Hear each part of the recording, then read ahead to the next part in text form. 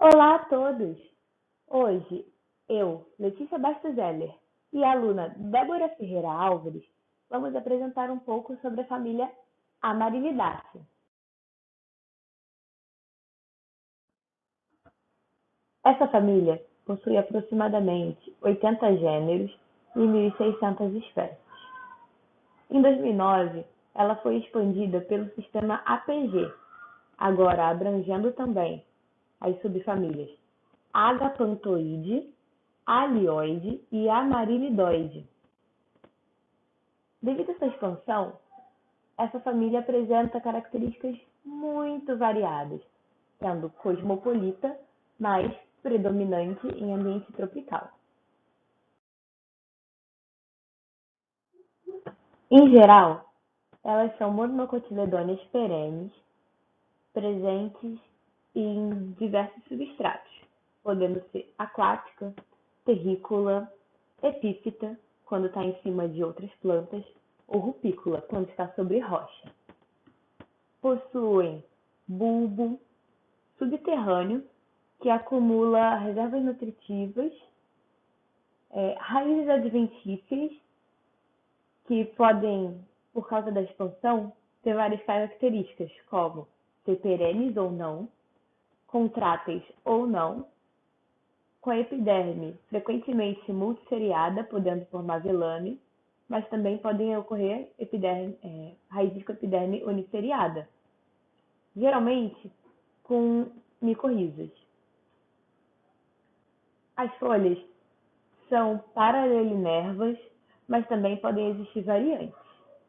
E a inflorescência, no geral, é umbeliforme, em formato de guarda-chuva, porque todos os pedúnculos ficam inseridos no mesmo ponto.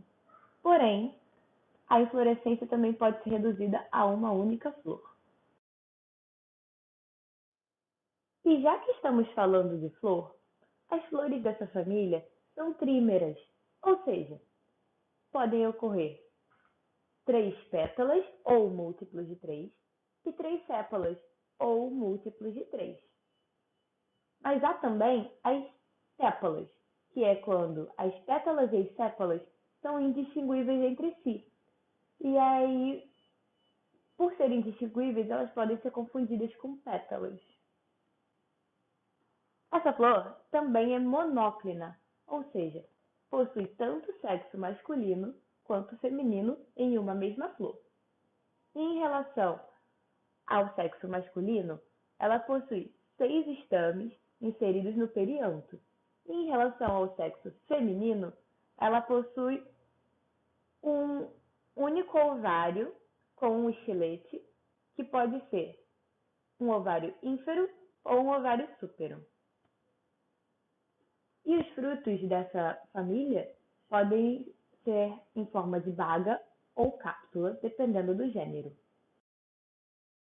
Os indivíduos dessa família participam da atividade econômica no setor alimentício e ornamental.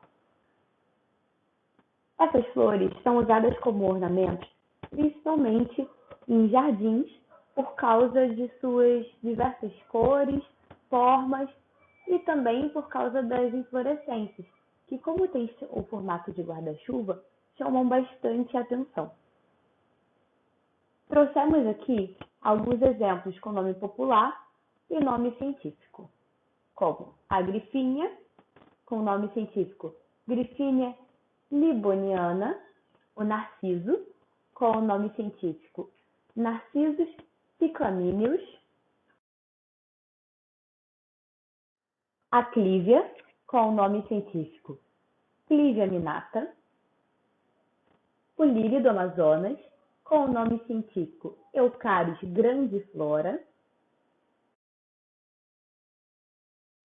a Amaryllis, que é o representante mais conhecido dessa família, Hiperastrum hybridum, e como bônus trouxemos o lírio aranha vermelho, que é muito conhecido no Japão e é um forte símbolo no budismo, representando a morte, a dor e a saudade. Mas essa planta também é muito venenosa. Assim, ela é usada para proteger as plantações contra roedores. Boa tarde. Meu nome é Débora Alvarez e eu vou dar continuidade ao seminário de família Amarilidaceae, agora abordando o ponto de vista econômico pelo setor alimentício. Então, quando a gente fala de alimentação, o gênero Allium ele é sem dúvida o principal representante encontrado na família Amarilidaceae, já que ele é usado na gastronomia mundial. É nesse gênero que a gente encontra alimentos usados no nosso dia a dia, como o alho poró, as cebolas, as chalotas e entre outros. Historicamente, o alho é uma das hortaliças mais antigas usada pela humanidade. A gente tem registros de seu uso desde o período neolítico. E na antiguidade, a importância do alho era equiparada do sal, que na época era usada para a conservação de carnes e cadáveres, além da crença da proteção contra doenças. E apesar do seu uso sem comprovação científica no passado, atualmente o poder do alho é bastante estudado, né? E já foi comprovado que consumir alho regularmente é muito benéfico para reduzir riscos de doenças como diabetes, asma, problemas cardiovasculares e outros. Aqui uma notícia do ano passado que diz que pela primeira vez em 5 anos o brasileiro consumiu mais alho nacional do que o alho importado. Segundo a Companhia Nacional de Abastecimento, as importações caíram 35% no ano passado em comparação a 2020, enquanto a produção nacional saltou de 130 mil toneladas para 181 mil. Isso é importante porque coloca o alho como item de destaque na nossa economia. Agora a gente vai entrar um pouco mais a fundo no tema medicinal. E as espécies vegetais, de forma geral, sempre foram muito utilizadas pelas populações nativas na prática da medicina tradicional. Mas é importante dizer que, apesar dos avanços da medicina, os métodos tradicionais continuam presentes em diversas culturas, sendo a família Amarilidaceae bastante utilizada para esses fins. Na América do Sul, o uso de espécies do gênero Eucaris recebe bastante destaque por algumas espécies desse gênero serem bastante difundidas, principalmente na região do Acre e da Amazônia. Esse gênero tem aproximadamente 25 espécies de plantas herbáceas, perenes e bulbosas, o que é muito importante, já que no uso terapêutico do gênero Eucaris, o bulbo é a região mais versátil utilizada. Nesse slide, a gente tem uma tabela que diz a espécie do vegetal utilizado e o tipo de tratamento no qual ele é inserido. Por exemplo, para a espécie Eucaris amazônica, a gente tem o uso na regeneração celular, no tratamento de rugas, ulcerações, manchas faciais e acne. E vale lembrar que para todos esses tipos é utilizado o bulbo da planta, exceto quando a gente fala da Eucaris grandiflora para o tratamento da gripe, porque nesse tipo de tratamento é usado as folhas da planta. Mas de onde vêm os efeitos benéficos dessas plantas? Dos alcaloides. Dando uma relembrada, os alcaloides são substâncias cíclicas que apresentam nitrogênio em sua composição. Eles são principalmente derivados de plantas, mas também podem ser extraídos de alguns fungos, bactérias e até mesmo animais. Quando a gente fala do gênero Eucaris, são encontrados 5 núcleos básicos desses alcaloides: a licorina, narciclasina, tazetina, galantamina e hemantamina. Agora falando um pouquinho sobre a atividade biológica dos alcaloides, de forma geral a gente pode dizer que eles apresentam uma atividade antiviral, citotóxica, antitumoral e proapoptótica.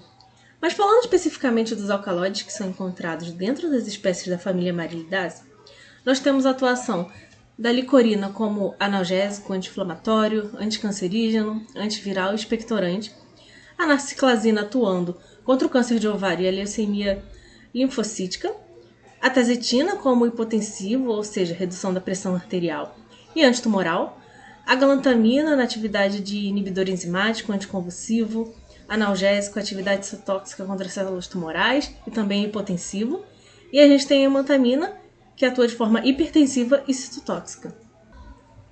Vale ressaltar também que, apesar dos benefícios apresentados pelos alcaloides e pela medicina tradicional, algumas substâncias apresentam elevada toxicidade, que pode acarretar em uma intoxicação de acordo com a dosagem inserida. Para tratar da ocorrência da família Amarilidaceae, a gente escolheu 2 representantes, e citando as espécies alimentícias, a gente escolheu o gênero Allium. Ele é encontrado em todo o hemisfério norte, com algumas exceções para o sul, visto que ele é cultivado aqui no Brasil. Nas espécies ornamentais, a gente escolheu o Hippeastrum. Eles são dominantes do hemisfério sul, inclusive a gente tem algumas espécies endêmicas do Rio Grande do Sul e do Espírito Santo. E para finalizar o nosso seminário, a gente traz aqui um pouquinho sobre o status de conservação da família, que apesar de ser bastante diversa e coincidências em todo o mundo, tem algumas espécies apresentando status de conservação preocupante. Como, por exemplo, a gente tem a Griffinia, que está criticamente em perigo. A gente também tem outras espécies do gênero Griffinia e Piastrum que estão só em perigo. Aqui nossas referências bibliográficas. E obrigado por assistir.